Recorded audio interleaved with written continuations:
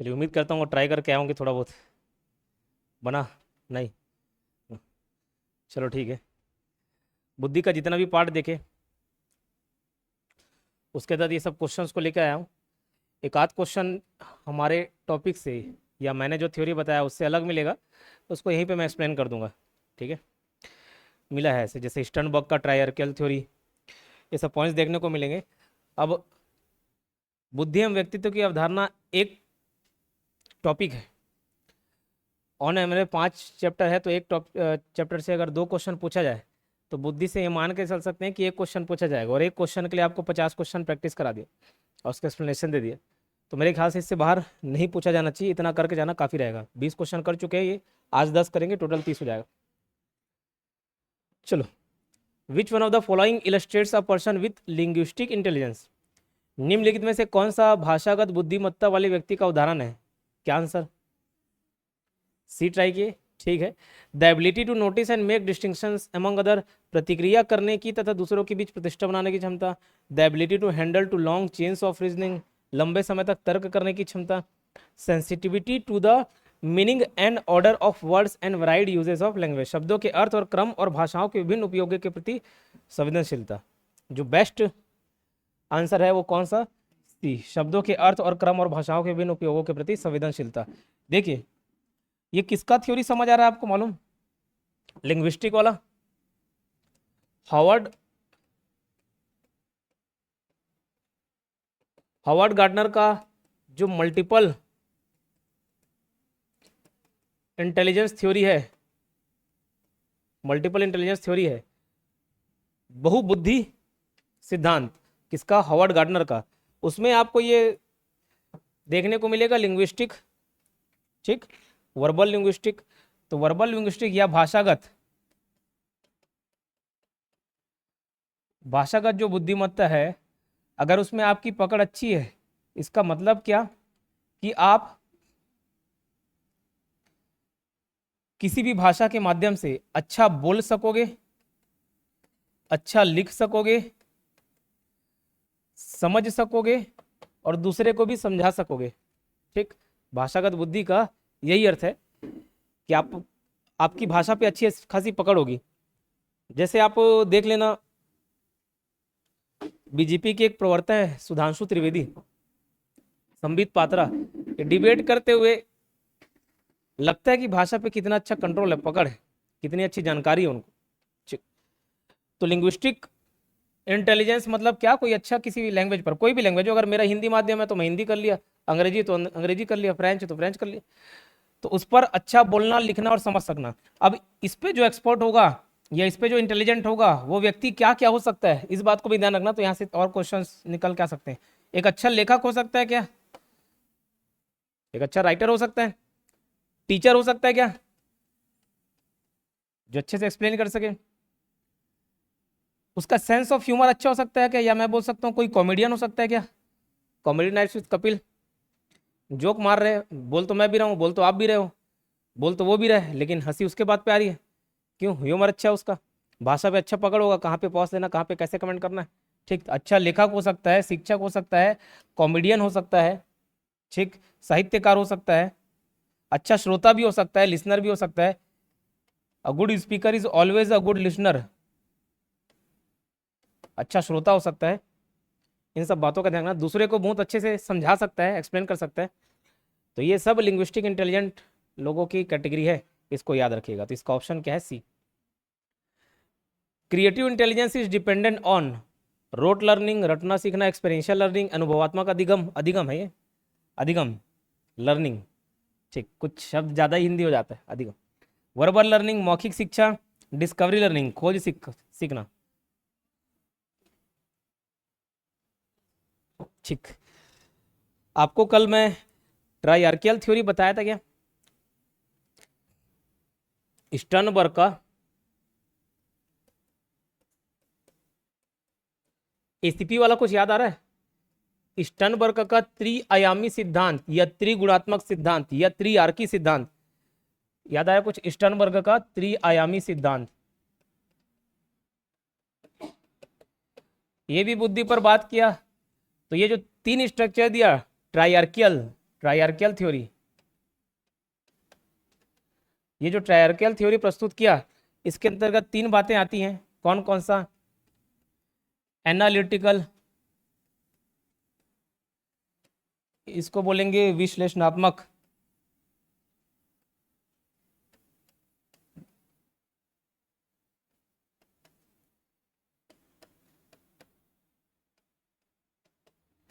विश्लेषणात्मक एसीपी करके याद कराया था। दूसरा क्रिएटिव, रचनात्मक, एनालिटिकल इंटेलिजेंस, विश्लेषणात्मक बुद्धि, क्रिएटिव इंटेलिजेंस, रचनात्मक बुद्धि, सब में बुद्धि बुद्धि जोड़ लेना, रचनात्मक बुद्धि। और तीसरा है प्रैक्टिकल, व्यवहारिक बुद्धि, प्रैक्टिकल व्यवहारिक बुद्धि।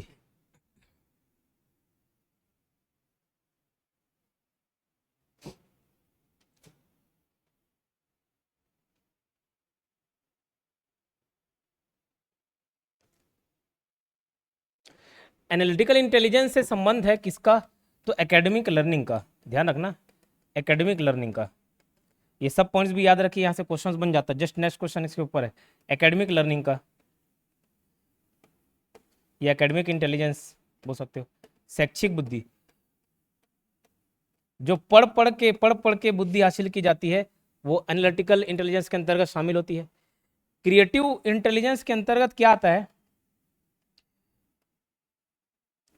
इसको हम लोग एक्सपीरियंशियल एक्सपीरियंशियल लर्निंग या एक्सपीरियंशियल इंटेलिजेंस भी बोलते हैं।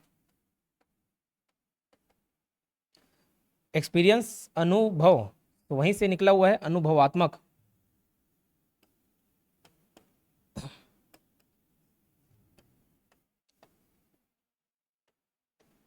अनुभवात्मक अधिगम,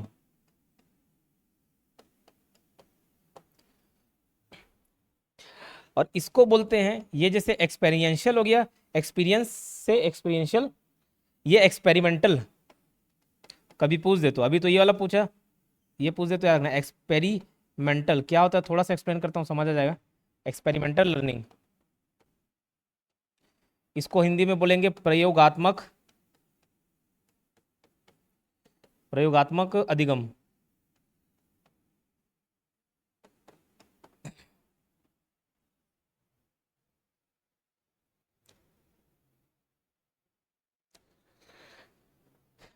ये क्या बताया? जो सीख सीख के, पढ़ पढ़ के, जो पढ़ा हुआ ज्ञान है उससे संबंधित इंटेलिजेंस आप हासिल करोगे, ये एकेडमिक लर्निंग में आएगा या एनालिटिकल इंटेलिजेंस में आता है।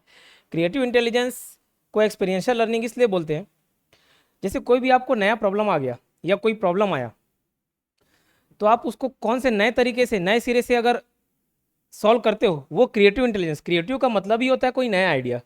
तो अगर आप किसी प्रॉब्लम को नए सिरे से, नए तरीके से, नए आइडिया के तहत उसको सॉल्व कर रहे हो, तो वो किसके अंतर्गत आता है? क्रिएटिव। और वो नया आइडिया कहाँ से आएगा? आपके पुराने नॉलेज और एक्सपीरियंस से। तो इसमें याद रखना, क्रिएटिविटी में, क्रिएटिव इंटेलिजेंस में पुराना नॉलेज और एक्सपीरियंस काम आता है, पुराना ज्ञान और अनुभव काम आता है, इसीलिए इसको एक्सपेरियंशियल लर्निंग भी बोलते हैं। पुराना ज्ञान, पुराना नॉलेज और अनुभव इसमें काम आता है, पुराना अनुभव और पुराना ज्ञान काम आता है।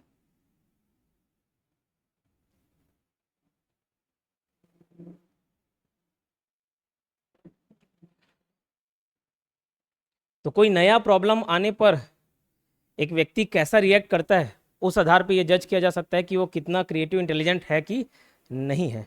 ठीक है, जैसे जैसे अपना एक एग्जांपल दूँ, हमारा एप्लीकेशन गूगल स्टोर पे पर मिलेगा, आपको गूगल प्ले स्टोर पर मिलेगा।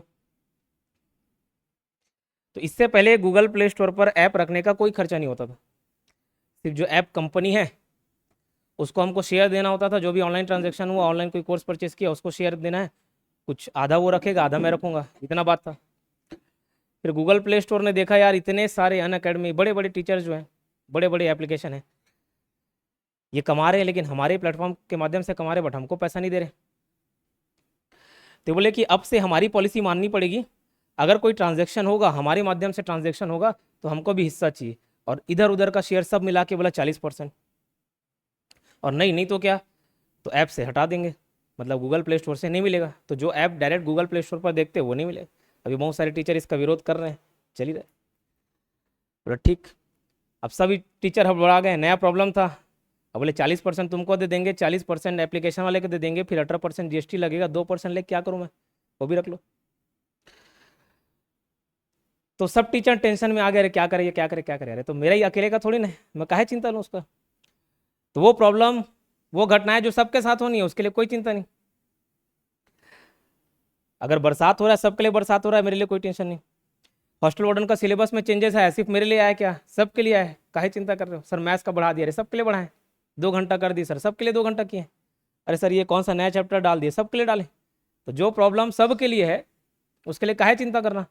तो नए सिचुएशन, नए प्रॉब्लम को देखकर आप कैसे रिएक्ट करते हो, ये भी क्रिएटिव इंटेलिजेंस होता है। ठीक, तो ऐसा प्रॉब्लम जो सबके साथ होना है उसके लिए चिंता करने वाली बात नहीं है। ठीक है, एक राहत इंदौरी साहब की शायरी याद आती है, खिलाफ है तो होने दो, जान थोड़ी है, ये तो सिर्फ धुआं है, आसमान थोड़ी है, लगेगी आग तो आएंगे कई जद घर में, कई घर जद में, यहाँ पे सिर्फ मेरा मकान थोड़ी ना। तो हटता तो सब काटता भाई, काय टेंशन। ठीक, फिर उसका नया सॉल्यूशन भी निकाल लिए कि वहाँ से पेमेंट ही नहीं करेंगे। अब कोई देखना ऐप से पेमेंट करेगा तो डायरेक्ट ऐप से पेमेंट नहीं होता, उनको वहाँ रीडायरेक्ट करेगा व्हाट्सएप पे या टेक्स्ट मैसेज पे कि यहाँ पे लिंक आ रहा है, वहाँ से पेमेंट करो। तो नया सॉल्यूशन हो गया। ठीक है, प्रैक्टिकल व्यवहारिक को एक्सपेरिमेंटल लैंग्वेज, एक्सपेरिमेंटल लर्निंग इसलिए बुलाता है, इसमें प्रयास कर करके हिट एंड ट्रायल मेथड से सीखते कुचक कुचक के। तो इन सभी का नाम याद रखना, एक्सपेरिमेंटल लर्निंग, ये एक्सपीरियंशियल लर्निंग है, ये एकेडमिक लर्निंग है। अब ध्यान रहेगा। अब बताओ क्या आंसर होगा, creative intelligence is dependent on experiential learning. पुराने एक्सपीरियंस इसमें काम आते हैं इसलिए इसको नहीं। The ability to adapt to new situations and produce new idea is क्या इंटेलिजेंस, नई परिस्थितियों को अनुकूलित करने और नए विचारों को उत्पन्न करने की क्षमता। अब बताओ इसका आंसर, एक्सपेक्टिव, एक्सपोनेंशियल, एक्सपीरियंशियल, इमोशनल। अभी तो पढ़ के आया जी, एक्सपीरियंशियल बोला ना। आप नए परिस्थिति को, नए प्रॉब्लम के साथ कैसे डील करते हो, कैसे रिएक्ट करते हो, वो क्रिएटिव इंटेलिजेंस है। और क्रिएटिव इंटेलिजेंस का नाम क्या, एक और नाम एक्सपीरियंशियल। ठीक है, क्लियर। ठीक,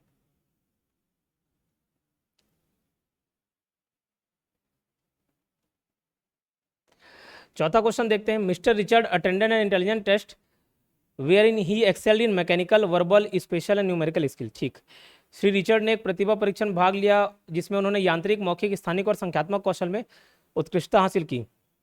उनके तर्क कौशल की सराहना की गई। स्पीयरमैन के अनुसार कौन सी प्रतिभा सभी विशिष्ट क्षमताओं को प्रभावित करती है, जनरल। ठीक है, इस लाइन को याद रखना, जो जनरल फैक्टर है जो ये बताता है कि इंसान सब काम थोड़ा थोड़ा लगभग कर ही लेता है, ये जनरल फैक्टर स्पेशल या कॉग्निटिव स्किल्स को, कॉग्निटिव मतलब जो मन का है, कॉग्निटिव एबिलिटी को प्रभावित करता है, मानसिक क्षमताओं को प्रभावित करता है। तो जो क्वेश्चन ही है उस स्टेटमेंट को रखना, कौन सी प्रतिभा सभी विशिष्ट क्षमताओं को प्रभावित करती है, तो याद रखिएगा जनरल फैक्टर, पढ़े हुए हैं इसके बारे में।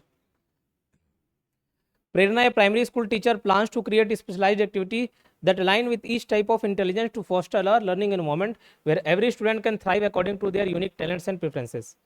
ठीक,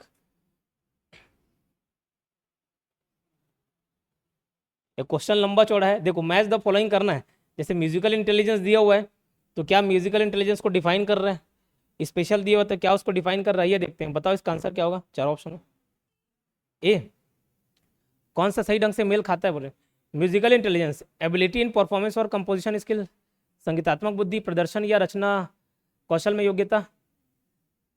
दूसरा देखते हैं, spatial intelligence, skill in appreciating the natural world, interpersonal intelligence, skill understanding and relating to others, अंतर व्यक्तित्व बुद्धिमत्ता। देखो इंट्रा पर्सनल लिख दिया हुआ है, इंट्रा में दूसरे को थोड़ी समझते हैं, खुद के अंदर का। इंटरपर्सनल होता तो ये डेफिनेशन सही समझ आता। स्किल ऑफ डांस और एथलेटिक एबिलिटीज, तो ये बॉडीली काइनेस्थेटिक में आता, शरीर संवेदी में आता है, इसमें तो नहीं आता लॉजिक। तो ये गलत हो गया, ये गलत हो गया। ठीक, एक ऑप्शन बच रहा है musical intelligence, ability in performance और कंपोजिशन स्किल, प्रदर्शन या रचना कौशल में योग्यता। म्यूजिकल इंटेलिजेंस में आप गाना गा सकते हो, परफॉर्मेंस दे सकते हो, कंपोज कर सकते हो, म्यूजिक वगैरह डायरेक्ट कर सकते हो। ये सारे के सारे म्यूजिकल इंटेलिजेंस में आते हैं। तो ये वाला क्या जाएगा, skill in appreciating the natural world, इसमें आएगा। हाँ, सबसे लास्ट जो नेचुरलिस्टिक था, प्रकृतिवादी, उसके अंतर्गत आएगा ये। ठीक। Which of the following student reveals the bodily kinesthetic intelligence as propose by Gardner. देखो गार्डनर का कितना इंपॉर्टेंस है, 8 ठोक जो इंटेलिजेंस बताया, सभी के बारे में कितना डीप में पढ़ ले रहे हैं। किसकी बात की है, बॉडीली काइनेस्थेटिक मतलब शरीर संवेदी या शरीर गति की बुद्धि। क्या होता है बॉडीली काइनेस्थेटिक एनर्जी, मतलब अपने माइंड और बॉडी का अच्छे से कंट्रोल करना, कोऑर्डिनेट करना, मन और बुद्धि का या बुद्धि और शरीर का प्रॉपर समन्वय होना, ये क्या है, बॉडीली काइनेस्थेटिक है। तो जो भी एथलीट है, जो भी स्पोर्ट है, हम ये नहीं बोल सकते कोई इंटेलिजेंट नहीं है। सिर्फ पढ़ाई में इंटेलिजेंस इंटेलिजेंस नहीं है। कोई गाना गा रहा है वो भी अपने फील्ड में इंटेलिजेंस हो गया। जैसे आप अपने फील्ड में पढ़ के होशियार बन गए, वैसे वो खेल के होशियार बन गए, चाहे क्रिकेट हो, चाहे फुटबॉल हो, टेनिस हो, हॉकी हो। तो ये बोल रहा है बॉडीली कैनेस्थेटिक किस में दिख रहा है, चमन, ये पियानो बजाने की अपनी क्षमता के लिए कई पुरस्कार जीते हैं। ये चमन पियानो बजा रहा है क्या बॉडीली वाला, क्या है चमन फिर? ठीक है, वही है जो सोच रहे हो। मयंक इज अ चैंपियन और टेनिस प्लेयर, इसमें लगा कि नहीं लगेगा, टेनिस देखे हो, भागते दौड़ते रहते कि नहीं रहते, तो बॉडी एनर्जी, ये तो स्पोर्ट्स हो गया, तो लगेगा कि नहीं, तो आंसर क्या हो जाएगा, बी। वो पियानो वाले में कौन सा आंसर आएगा, कौन सा इंटेलिजेंस, म्यूजिकल वाला। अनीता ने सिंचाई प्रणाली डिजाइन करने के लिए विज्ञान मेला जीता, ये तो गलत है। कविता अंडर परफेक्ट स्कोर ऑन, तो इसमें किसी में भी इतिहास परीक्षा में पूर्ण अंक, एक पूर्ण अंक अर्जित किया, ये सब में थोड़ी शरीर का उपयोग है। ठीक है, किसमें शरीर का उपयोग है, टेनिस खेलने में। Which one of the following intelligence gives the ability of manipulate and create mental images in order to solve problem and in not limited to visual domain? बताइए कौन सी बुद्धि समस्याओं को हल करने के लिए मानसिक छवियों को परिवर्तित करने और निर्मित करने की क्षमता देती है, जो दृश्य क्षेत्र तक सीमित नहीं होती, बताओ। स्पेशल स्थानिक बुद्धि। ठीक, इसमें 3D वर्ल्ड को इमेजिन या कल्पना करना होता है, कल्पना कर करके जो स्पेस में है। लिंग्विस्टिक, जिसमें भाषा पर अच्छा पकड़ होता है। एक अनिरुद्धाचार्य जी जानते क्या, कथा करते हैं, उसका कथा देख रहा था, उसमें एक जन बच्चा खड़ा होता है, उसको उसकी माँ सिखाई रही होगी, बाजू उसकी माँ बैठी थी, सिखाई कि बाबा से बात करोगे तो ऐसे बोलना। तो बोलता है बाबा मेरे चरणों में आपका कोटि कोटि प्रणाम। सुने वाला क्या कमजोर है उसका, समझे, लिंग्विस्टिक इंटेलिजेंस। ठीक, बाबा को ही झुका दे रहे वाले। म्यूजिकल इंटेलिजेंस, म्यूजिक में अच्छा पकड़। ठीक है, बॉडीली काइनेस्थेटिक, अपने शरीर और बुद्धि के बीच समन्वय स्थापित करना। The view which conceptualise intelligence in terms of operation content and product is known as, ये बतावा किसका था, याद आ रहा है कि ऑपरेशन कंटेंट प्रोडक्ट, गिलफोर्ड का। देखो कंफ्यूज मत होना, स्टर्नबर्ग ने भी त्रियात्मक सिद्धांत या त्रिआयामी सिद्धांत प्रस्तुत किया था, वो था एनालिटिकल, क्रिएटिव और प्रैक्टिकल, एसीपी करके याद रख लेना उसको। और ऐसी 3 ठोक सिद्धांत किसने दिए, गिलफोर्ड ने दिए, लेकिन वो नाम 3 नहीं दिया, वो बस स्ट्रक्चरल इंटेलेक्ट बोला था, या स्ट्रक्चरल इंटेलिजेंस या संरचनात्मक सिद्धांत ये प्रस्तुत किया था। उसमें भी 3 टर्म्स थे, कंटेंट्स था, ऑपरेशन था और प्रोडक्ट था। ठीक, तो इसका आंसर क्या हो जाएगा, बी, स्ट्रक्चर ऑफ इंटेलेक्ट, बुद्धि का सृजनात्मक प्रतिमान। उसके अंदर का कंटेंट में नहीं लिखाया था ना, एक बार लिख लो, क्या पता भूले भटके पूछ दे यार, बस पॉइंट लिखना, समझने का प्रयास मत करना। एक कंटेंट था विषय वस्तु,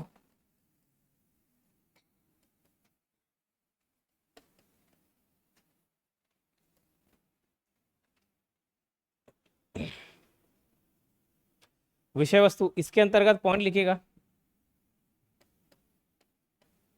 इसमें टोटल 5, इसके अंदर ही 5 कंटेंट प्रोवाइड किया। पहला बिहेवियरल,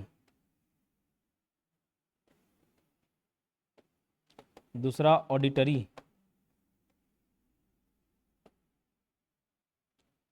तीसरा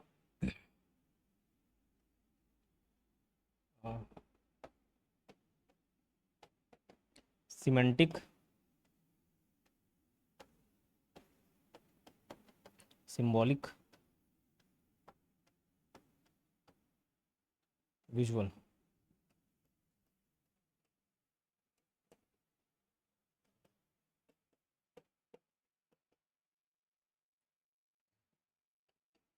व्यवहार, श्रवण, श्रवण,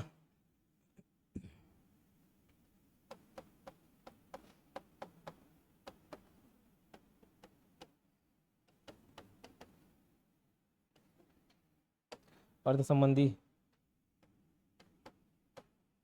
दृश्य। ये 5 पॉइंट्स कंटेंट के अंतर्गत याद रखना, कभी पूछ दे भूले भटके। इसको लिखो, फिर ऑपरेशन का देखेंगे।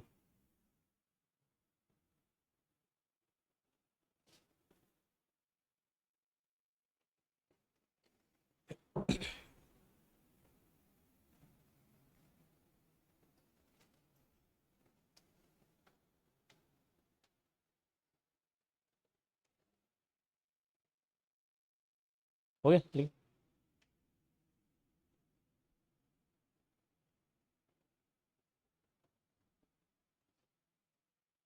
चलो बाजू वाले स्टॉप लेना बाद में।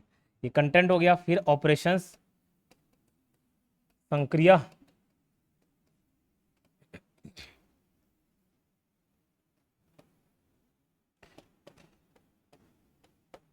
इसके अंतर्गत 6 विषय वस्तु हैं। मेमोरी रिकॉर्डिंग,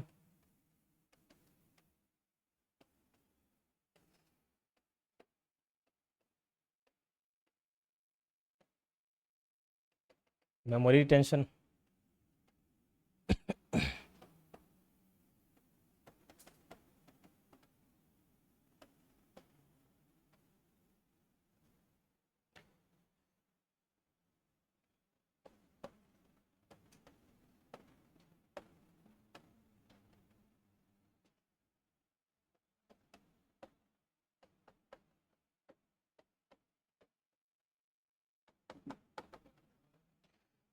ये मेमोरी रिकॉर्डिंग है, ये मेमोरी रिटेंशन है। कॉग्निशन, कॉग्निशन कॉग्निटिव मतलब होता है मन संबंधी, मेंटल। कन्वर्जेंट थिंकिंग या प्रोडक्शन, और डाइवर्जेंट थिंकिंग या प्रोडक्शन, डाइवर्जेंट थिंकिंग या प्रोडक्शन। और छठवां मिलेगा आपको इवैल्यूएशन। हिंदी में इसको लिखेंगे मेमोरी रिकॉर्डिंग, स्मृति, विवरण, स्मृति, अभिधारण। कॉग्निशन मतलब संज्ञात्मक। देखो हिंदी या अंग्रेजी में इसके पर्यायवाची भी मिल सकते हैं ना, कुछ जरूरी नहीं कॉग्निशन के लिए संज्ञात्मक या इसी वर्ड का ही प्रयोग हो, दूसरा प्रयोग हो सकता है। तो अगर आप हिंदी वाले हो तो हिंदी समझ जाओगे, अंग्रेजी वाले तो अंग्रेजी समझ जाओगे। कन्वर्जेंट और डाइवर्जेंट थिंकिंग, ये लिख सक लेना, अपसारी, अपसारी चिंतन या अपसारी उत्पाद, अपसारी चिंतन या अपसारी उत्पाद। और ये होता है डाइवर्जन, मतलब एक होता है अपसारी, एक होता है अभिसारी। इवैल्यूएशन, मूल्यांकन, मूल्यांकन लिखो इतना।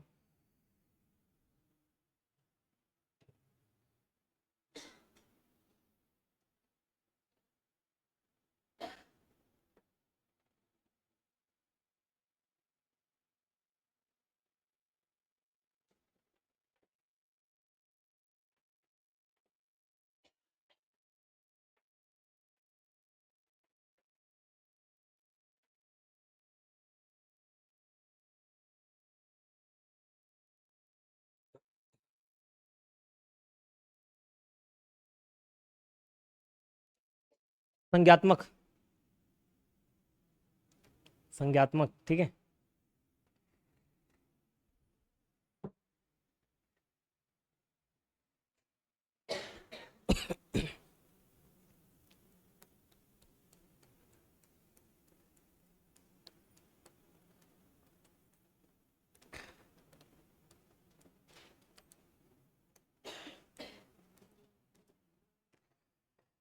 देखो ये 10 मार्क्स के लिए बहुत मेहनत कर रहा हूँ और आपको करवा भी रहा हूँ। हो गया ना, लिख लें। कंटेंट्स हो गया, ऑपरेशन हो गया, क्या बचा? प्रोडक्ट, उत्पाद।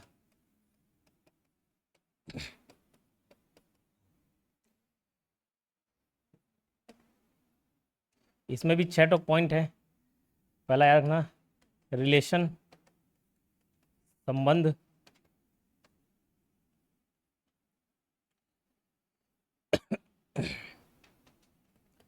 ट्रांसफॉर्मेशन,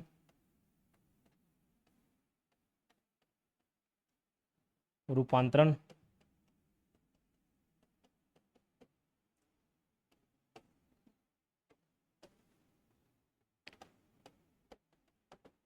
यूनिट्स, इकाई, सिस्टम, प्रणाली,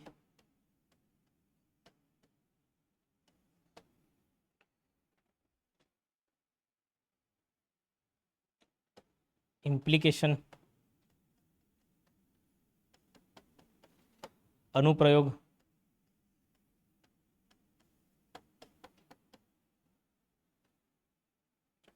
छठवा इधर लिख लो, क्लास, क्लासेस, वर्ग।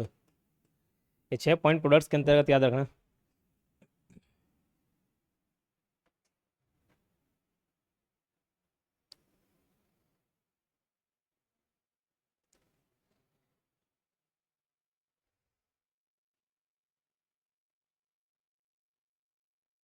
हो गया?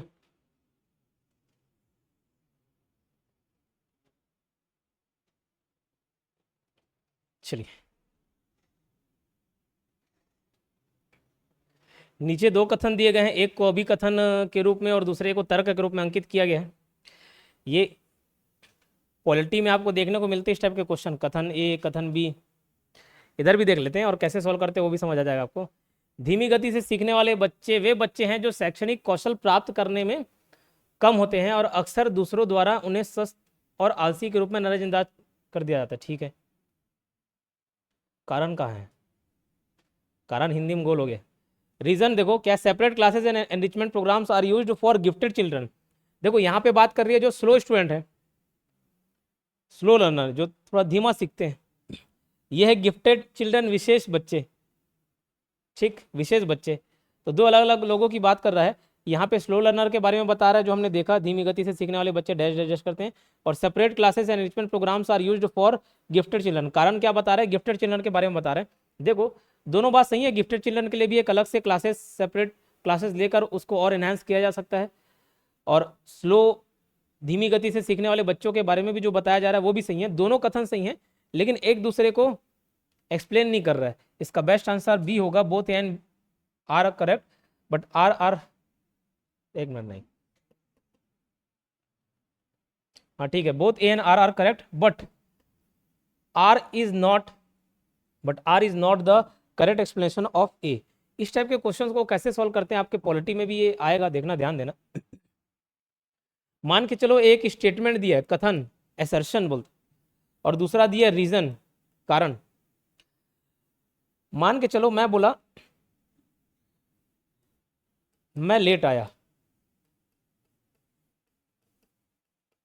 आप में से कोई बच्चा बोल रहा है सर लेट काहे आया, तो बोल रहा है कि मैं लेट आया। ठीक है, ये कथन है, और सही में आप लेट आए, 7:30 बजे क्लास था, आप 8:30 बजे आ रहे हो, ठीक, लेट आया। दूसरा कारण,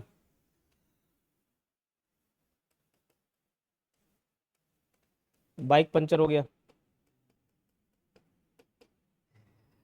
अब ये भी मान के चले सही में जो आप बोले हो सही है, ठीक है, मैं लेट आया, बाइक पंचर हो गया। दोनों स्टेटमेंट सही है, कथन भी सही है, कारण भी सही है, ये स्टेटमेंट सही है। अब ये दोनों एक दूसरे की व्याख्या कर रहे हैं, या कारण कथन की व्याख्या कर रहा है, कैसे मालूम? बस बीच में क्योंकि लगा देना, ये बहुत आसान कर देगा। मैं लेट आया क्योंकि मेरा बाइक पंचर हो गया था, अगर सही बनता है तो ठीक, नहीं तो समझ आ रही बात। लेकिन यहाँ पे एक स्लो बच्चे की बात कर रहा है, दूसरा तेज बच्चे की बात कर रहा है, गिफ्टेड स्टूडेंट की बात कर रहा है, दोनों में कोई संबंध है ही नहीं। दोनों स्टेटमेंट अपने आप में सही है, लेकिन एक दूसरे से संबंधित नहीं है। जैसे पानीपत का पहला युद्ध, असर्शन देता हूं, फिर रीजन, कथन, फिर कारण। पानीपत का पहला युद्ध कब लड़ा गया था? 1526 में। और पानीपत का दूसरा युद्ध कब लड़ा गया? 1500 56 में सही है, ये सही है, लेकिन क्या इसकी ये व्याख्या कर रहा है? क्योंकि लगा के देखना, पानीपत का पहला युद्ध 1526 में हुआ, क्योंकि ये दूसरा 56 में हुआ, कोई सेंस बन रहा है? नहीं, दोनों स्टेटमेंट आपस में सही हैं बट एक दूसरे की व्याख्या नहीं कर रहे। इसका आंसर बी है। चलिए, the teacher teaches multiplication tables, set the table to music and let them learn it in a sing song tune. Through this the teacher is catering to the needs of student having, बताओ गाना गाने वाली बात आ रही है। शिक्षक गुणन तालिका सिखाता है, संगीत के लिए तालिकाओं को स्थापित करता है और बच्चों को इस गाने की धुन में सीखने देता है। इसके माध्यम से शिक्षक छात्रों की डैश की आवश्यकता को पूर्ति कर रहा है। बताओ, भाषाई बुद्धि, तार्किक बुद्धि, संगीतमय बुद्धि और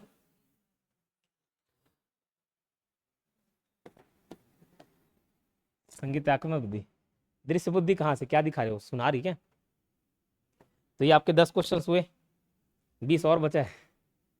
1 मार्क्स के लिए बहुत मेहनत कर रहे हैं और करेंगे भी। 10 मार्क्स का सवाल है, हॉस्टल वार्डन जाने नहीं दे सकते। बाकी को कल देखेंगे। ऑफ कर दो तो।